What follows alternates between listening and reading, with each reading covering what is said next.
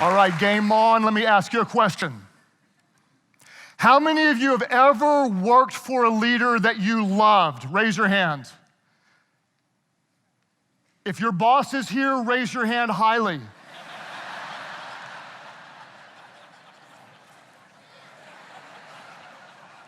Just a little tip. How many of you have ever worked for someone that you would love to give them a little advice on how to make it better? We all have. I remember in my first real job, I was in sales, and I had a sales manager that would yell at us and then hug us. And he said, I do this because I love you. My theory is he did it because he was a psycho.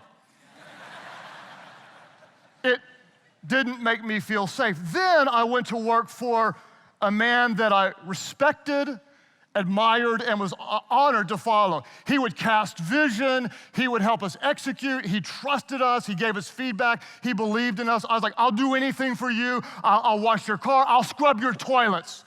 I felt empowered. I felt loved. I felt valued. I felt trusted. I read an article in Forbes magazine by Brett Steenbarger, and he cited a poll of 4,000 professionals about improving in leadership. What do we need to do to be better leaders? When the managers or the supervisors or the bosses were polled, boss, what do you think you need to improve in to be a better leader?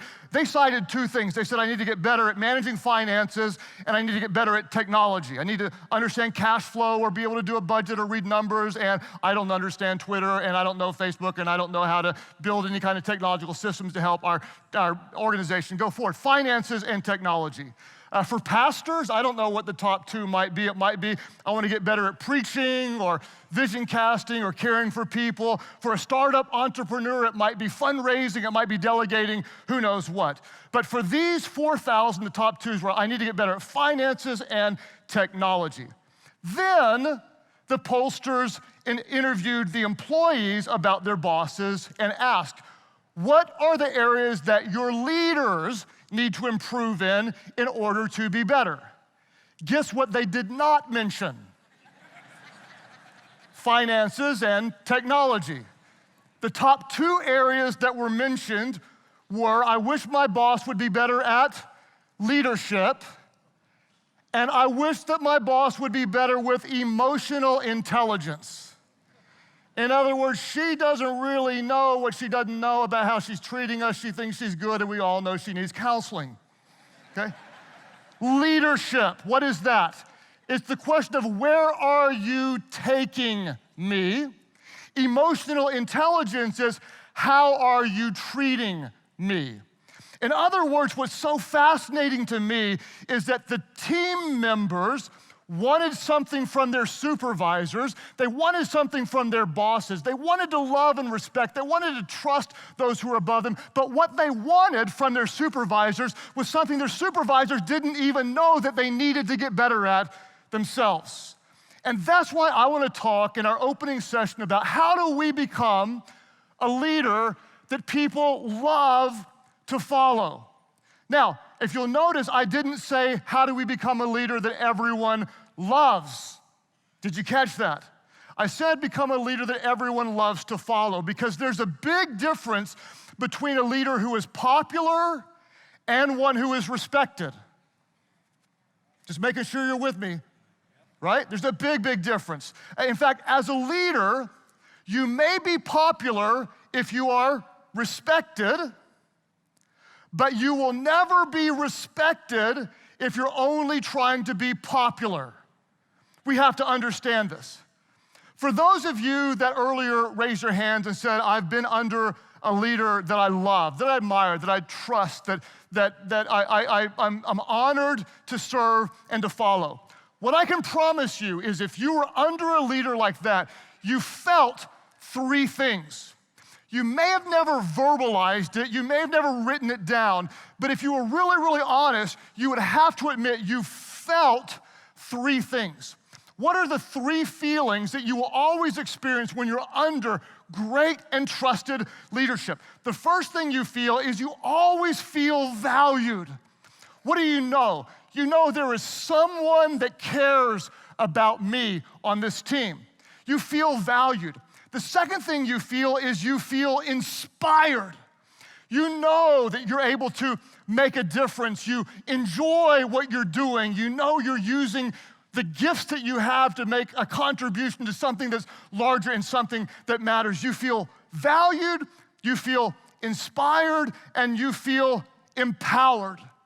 You know there is someone that trusts you, that believes in you. You know that you can influence what's going on around you, and because of that, you can make a difference. You feel valued, you feel inspired, and you feel empowered. If those three qualities are so important for us to have in a leader that we love and respect, the question is, how do we as leaders create an environment where our team members feel valued, feel inspired, and feel empowered?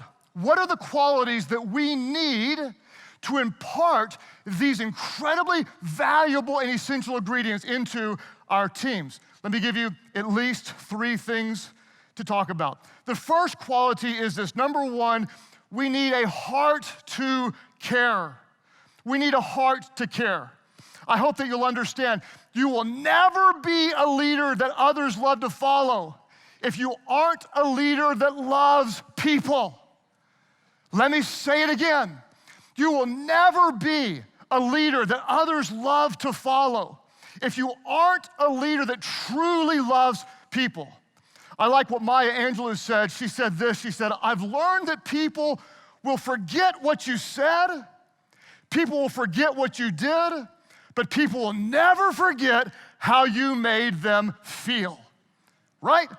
What do we need? We need a heart to care. I can summarize this in 4 words. Leaders, these 4 words need to be an essential part of everything that we do as leaders. 4 incredibly important words. What are those words? Those words are, I notice, be like this, I notice, and you matter. I notice, and you matter. Every location, could you say, I notice? Could you say, you matter? Could you look at the person next to you and say, I notice that you look really sharp today?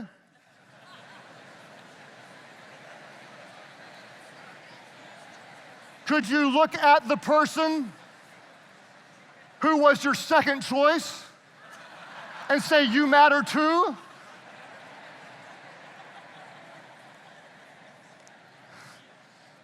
Everybody say, I notice. Say, you matter. I notice you matter. I notice what you do, and what you do matters to me. I notice the effort you put in, and the effort you put in matters to our organization. Think about it.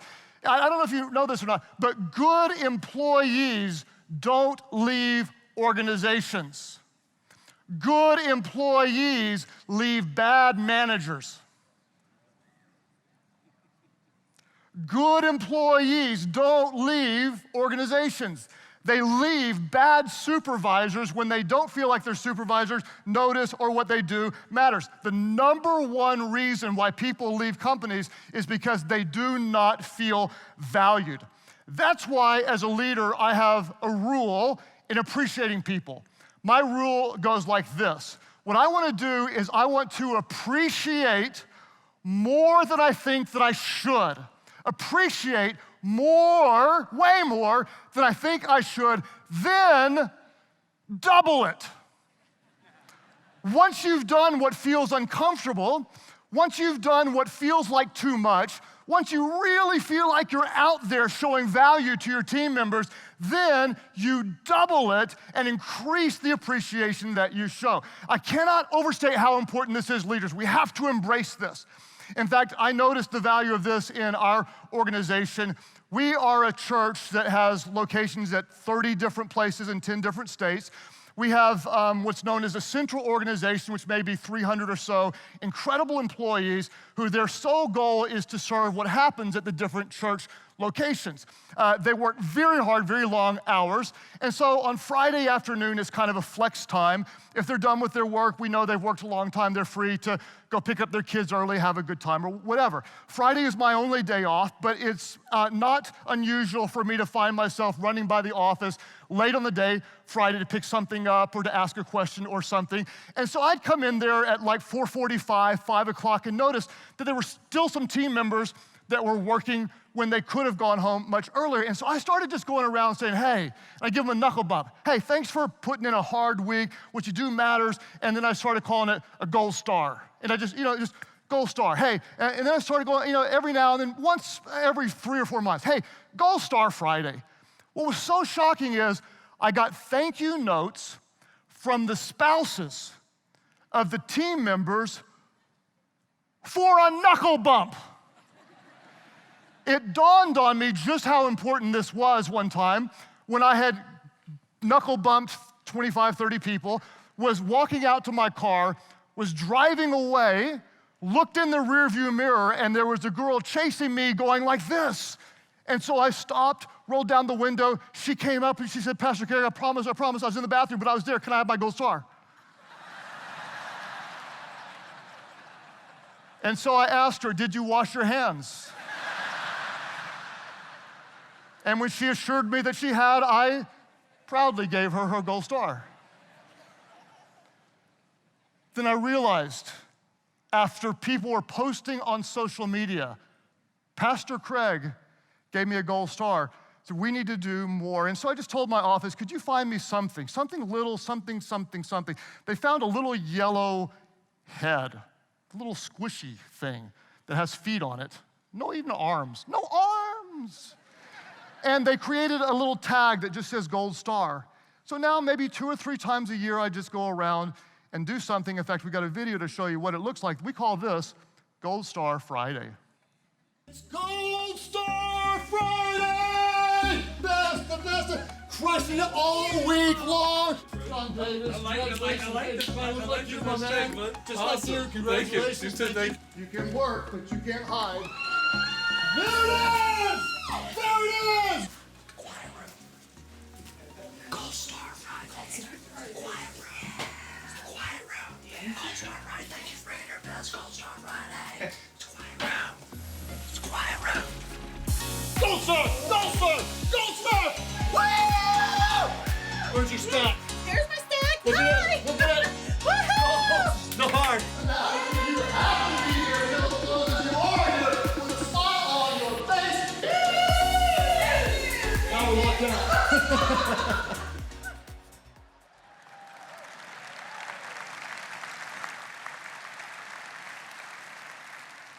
What do we need? We need a heart to care. I notice that you're working really hard. I notice you put in extra effort. I notice that you're bringing your best. What you do matters. Appreciate more than you think you should, and then double it. Say it. Show it.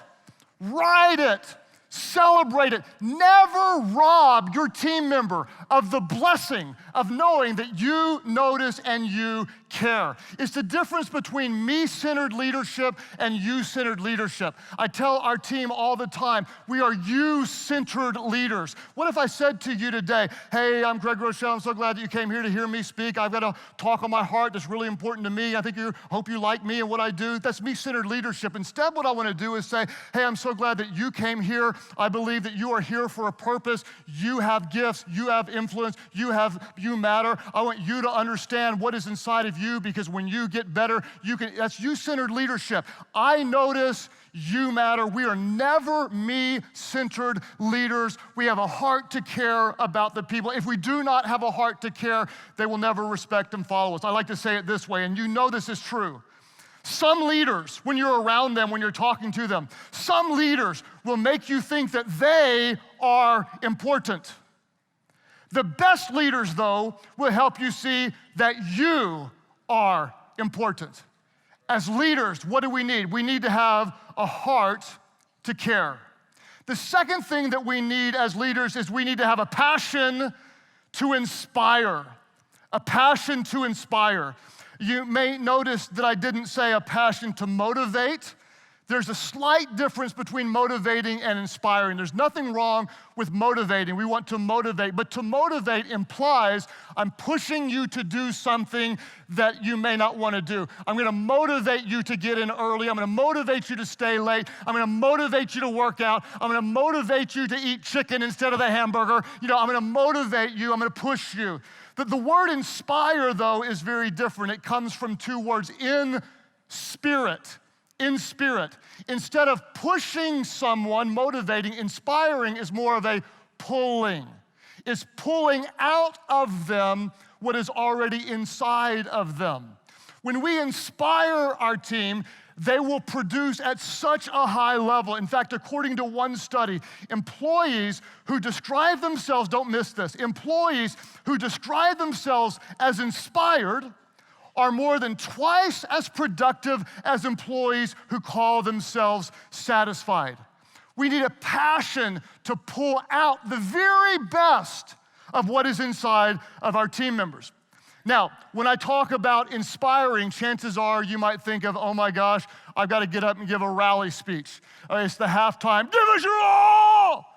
We can win! It's the Martin Luther King Jr., I have a dream! It's blue-faced Mel Gibson, Braveheart, screaming, freedom, okay? And the moment you think about that as a passion to inspire, you're likely to think, well, that's not exactly me. I'm not really good at that. The good news is that charismatic speeches, they're only one tool that we can use to inspire others. It is not the most common, nor is it the most important tool. In fact, I came across fascinating research done by the Bain Company. Bain Research Group surveyed 2,000 employees, and what they found were 33 different yet consistently mentioned attitudes of leaders that inspire. This is so fascinating to me. They found 33 different, consistently mentioned, yet distinctly different attitudes that inspire. In fact, we have a graph that I can show you that they put together. And on this graph, you'll notice there's 4 different quadrants. On the top left, you'll see there's inner resources, developing the inner resources. Bottom left is setting the tone. Top right is connecting with others. Bottom right is leading the team. In fact, if you would like to learn a little more about this, I have an August 2018 leadership podcast that dives into this. What I would do is I would recommend that you work with your team, as I have with mine, in finding what are the very specific and unique qualities that your leaders have that would inspire others. Let me mention just a few of them to you. One quality is if you have an optimistic outlook. If you come in and you believe that it may be difficult today, but we can lead and make things better. That is something that inspires the people around you. Work with that. If you have a posture of humility, you know it's not all about you. You don't think you're something you're not, but you believe in the people around you. This inspires. Pride, it discourages. Humility inspires. Maybe for you, it's just setting the tone. You come in and you say, here's the vision, here's the direction, here's what we're gonna do. Even just someone who consistently follows through, that is inspiring. You know how frustrating it is to work with someone that doesn't follow through. In fact, if someone tells you thank you all the time for doing something on time, do you realize that's not a compliment? What that's saying is, thank you, you didn't do it the last time, so thank you for doing it this time. You know when they stop saying thank you, they start to depend on you because they know you're gonna follow through. Being generous with recognition is inspirational. Just saying, you're incredible, I believe in you, thank you. That inspires the people around you. Being consistently empathetic. In other words, being a good listener, caring about your team members, asking about their personal lives, caring about what's going on with them, genuinely, not just what do you produce, but what's happening in you. There is one quality, though, that according to the research stands above all the rest. The one standout quality that inspires more than anything else is not the rah-rah speech, but it is a leader that is centered. Centered. A centered leader. What is a centered leader? Let me just say right now, you know when you've worked under one and you know when you have not. A centered leader is one who is secure, stable, confident. As my teenager would say, he's not thirsty. He's not trying to be something that he's not. He's not easily swayed. She's not distracted. She's not trying to prove something. She's not competing against the wrong enemy. She's not trying to impress anybody. She's just secure. She is confident. She's fully engaged. Internally, the values that that leader holds and embraces are consistent with the way that that person leads. They have internal alignment with the values that are matched by the external way that they live and they care for people and they lead. What is a centered leader? It's a leader that is guided by values, driven by purpose, and obsessed by mission. Most employees would never say this. In fact, I would wager that none of you have ever said, "Oh my gosh, I'm so glad we finally have a centered leader." I mean, I'm so thankful we got a centered leader. You never ever say it, but you feel it. The absence of it demotivates. The presence of it, it inspires. This is a person who knows who they are, stands strong and confident, isn't trying to impress anyone, and they are consistent in what they do. The good news is that you don't have to have any one set quality to inspire. You want to find where you are uniquely gifted, and you want to bring that to bear to make a big difference. In fact, according to Bain Research, I love this, out of the 33 consistent and different traits, they say that all you need is one or two well-developed strengths to inspire. That's all you need is one or two well-developed strengths. And guess what? You can be an inspirational leader. Let me talk to the business leaders here. I have so much respect and admiration for the business leaders who don't just strive to make a profit, and please, I hope that you do. I hope that you do make a profit. But those who will connect in some form or fashion a higher calling to the organization.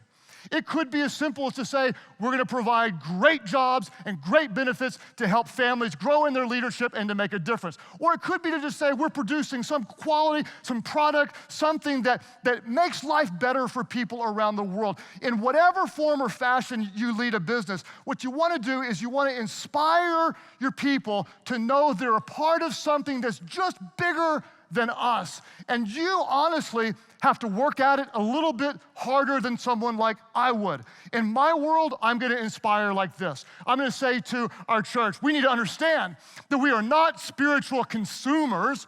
We are spiritual contributors. That the church does not exist for us, but we are the church and we exist for the world. I want to pull that out of them. I'm going to say this, that we'll do anything short of sin to reach people who don't know Christ. And to reach people no one's reaching, we're going to have to do things no one's doing. I don't know, somebody may get excited over here. I think they're kind of out of it, but someone may get into it. I'm going to tell them right now that we're not just building churches, but we're filling heaven. I'm going to tell them this, that we are big thinking, bet the farm risk takers, that we will never ever insult God with small thinking or safe living. What I want to do is I want to connect with something inside of people and not push them to try harder, but to pull them into a greater vision.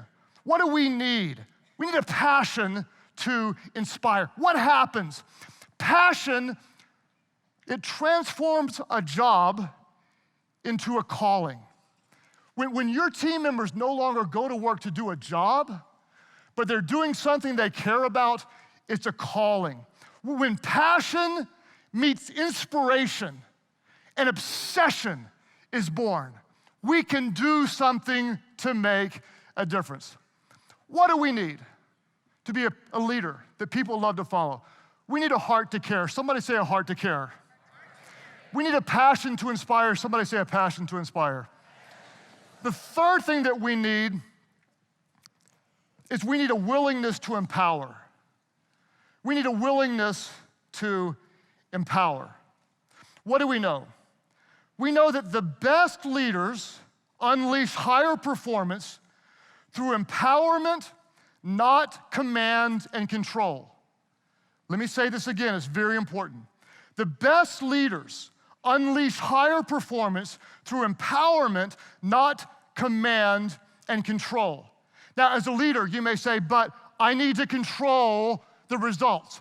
I need to oversee everything. I got to make sure it's up to my standards. Listen to me, leader. If that's your attitude, you will very quickly become the lid to your organization. If you think you need to control everything, you are the one getting in the way of progress. I always tell our team members this, that you can have control or you can have growth, but you cannot have both. You can control what's going on around you, or you can trust to some degree the great people that you have, and you can have growth, but you cannot have both. So what we want to do is we want to trust, empower, give away to our team members so that they'll grow. But it's important what we give to them and how we give to them.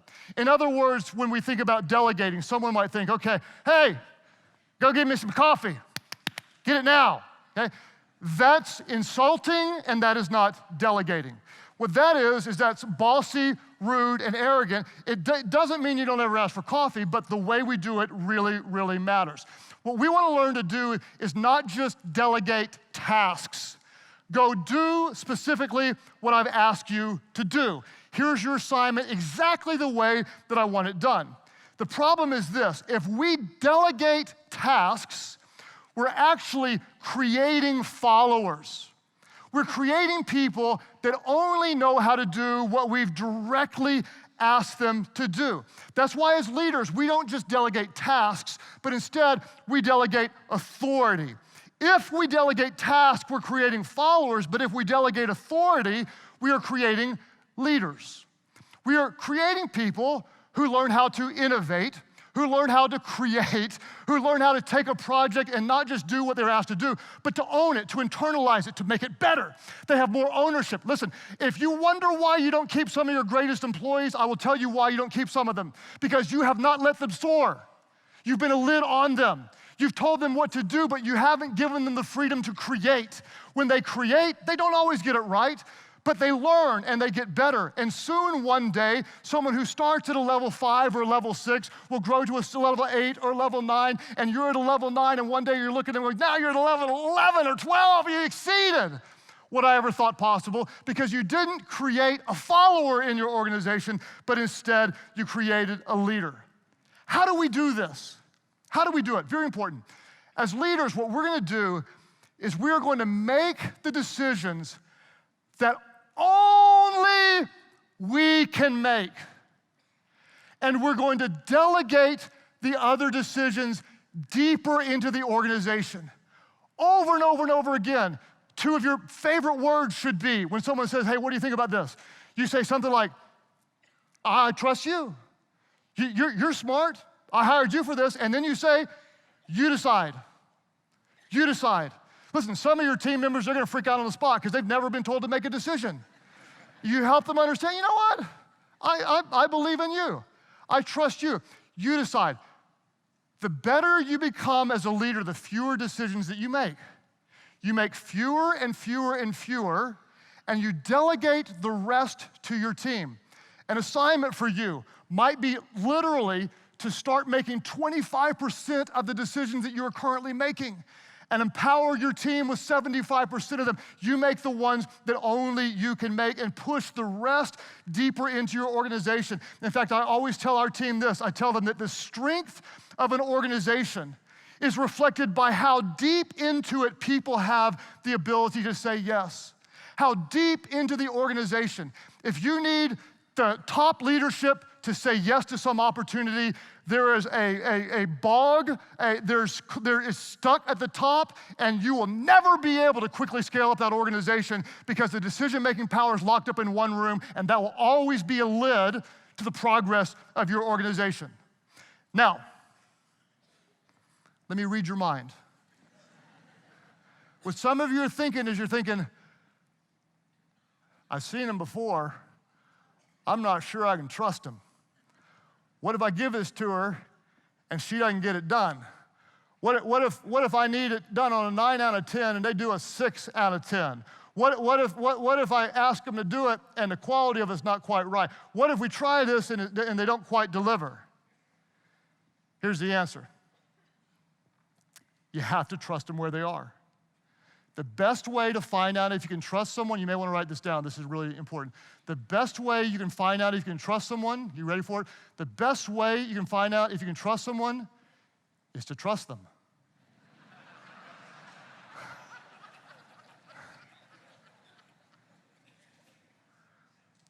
But what if I don't trust them? Get ready to write this down.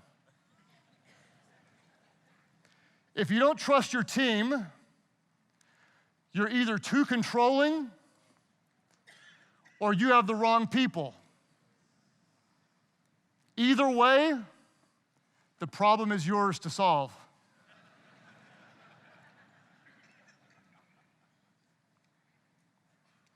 What do you need to be a leader that people love to follow? You need a heart to care, a passion to inspire, and a willingness to empower. I give you my word that at this conference, we're not going to push spiritual beliefs on anybody, but I told you I'm a pastor, and that just doesn't go away. No matter what, I still glow in the dark. It's just a problem. Only after I was ordained, before I didn't, So my love and admiration and respect for who I believe is the Son of God, Jesus, you just can't separate that from who I am. So if you allow me for just a moment to talk about Jesus, and we'll look at him just through the lens of a leader. Think about the qualities of Jesus as a leader. Heart to care. Who did Jesus hang out with? Some of you are like going, I can't believe I'm in a church building now. Lightning might strike me. I'm a really bad person. Let me tell you what. Jesus would come and sit right next to you. He loved to sit next to the worst of the worst, the lowest of the low. He loved to befriend sinners, people who were hurting, people who were broken, prostitutes, tax collectors who were despised in that day. He would reach out to those that religion rejected, and he would care about them, and he would show grace. And when someone messed up, he would run off all the accusers and he would kneel down and he would say, sister, where are your accusers? And when she said there are none, then he would speak truth and he would speak love. He would show truth and grace. And he would say, neither do I condemn you, now go your way. And by the way, don't do that anymore because that's not good for you and not good for anybody. He had a heart to care for those that religion rejected. He had a passion to inspire. That's what he said. It's not about me. I didn't come to be served. I am the Son of God and all that, and so I could demand it. But I came to serve others and to lay down my life as a ransom. Level 5 leadership, humility and resolve. He said, let me tell you why I came. And then he cast vision. He said, I have come that you may have life, the best kind of life. I didn't come to make you like a religious little weirdo. I came that you may have life and life to the full, that you can embrace all the good things that God has. He declared it boldly. I didn't come for the healthy. I came for the sick. I didn't come for the righteous. I came for the sinners. Passion to inspire. Then watch this. He had a willingness to empower. He selected people that everyone else overlooked. A fisherman, tax collector, 2 bros called the Sons of Thunder. Dude, I don't know what they got to be called that. But I want those guys on my team. I want someone who can roll if they have to, right? He likes to crazy. And then what did he do? If you look at it from a leadership lens, he onboarded them. He trained them. He cast vision in such a way that they were willing to leave higher paying jobs to go do something that they believed could change the world. He gave them feedback. He trusted them. He let them mess up. He coached them, and he helped them get better. Then what did he do? He empowered them. And he said, here's your assignment. This isn't a task, but I'm giving you authority. All authority and power in heaven and earth I give to you, and here's your assignment. Go into all the world and preach the gospel. teaching people to obey everything that I've taught them, baptizing them in the name of the Father, the Son, and the Holy Spirit. I'm going to leave and go to heaven, but I'm sending my Spirit to be with you, so you're not going to be alone. Go into all the world. Notice what he gave them. He told them the assignment. Here's the what. Go and preach. He told them where. All the world.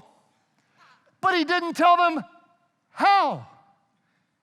He trusted them with the how. And so here we are, 2,000 years later. So many of us still following him. And that's one of 9,300,000,000 reasons that I love to follow him. Because he cared for me. And because in his sacrificial leadership, he led the way and gave his life for me. And he trusted me as best I could today to maybe talk about him in a way that might be a blessing to you. I have 4 minutes left. I'm going to take 2, and I'm going to add a 4th point. This is risky, and it's not in my notes. In other words, right next to me on the screen, you're not going to see anything because nobody knows this.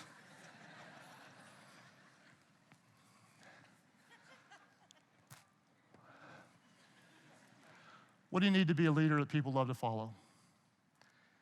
You need a heart to care. You need a passion to inspire. You need a willingness to empower. And then I'm going to make this 4th one up somehow.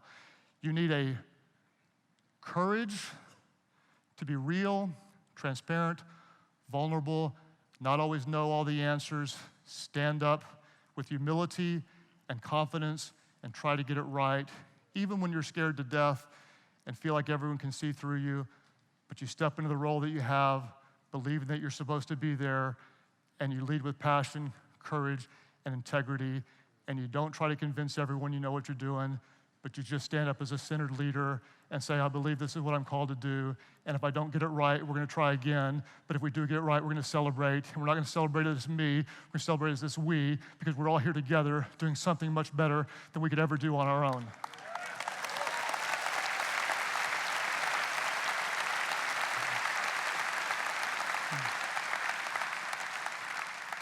Let me repeat that in case you want to write it down.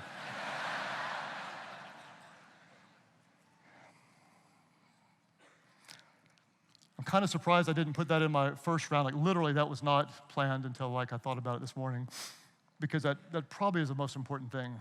And as leaders, here's the bottom line. We feel so much pressure to always be perfect and strong and right. And the people aren't looking for that. What they're looking for is just honesty, integrity, vulnerability. And so let me just bring that to you. This has been a really painful time. And I don't know if I got it right today or not. And I don't want you to clap to pretend like I did. All I want you to know is this, that I'm serving around some leaders, and all of us have made mistakes. But all of us genuinely care, and we want to get it right. And we're going to bring the best we can in the best way that we know how. And when we get it wrong, we're going to say we're sorry. And we're going to care for people. And we're going to inspire, because we're about something really, really special. We're going to give it away, and listen to me. We're going to keep on going. We're going to keep on going, because the stakes are very, very high. In this broken world, it's a time for great leaders to stand up. So I always close out my leadership podcast this way, and I want to just land the talk this way. And that is this: you don't have to be somebody else. You don't have to be like John Maxwell, although wouldn't that really be cool? You don't have to be like Angela or Bishop T.D. Jakes. If I ever come back, I want to be a bishop. It'd be so much more fun to be a bishop.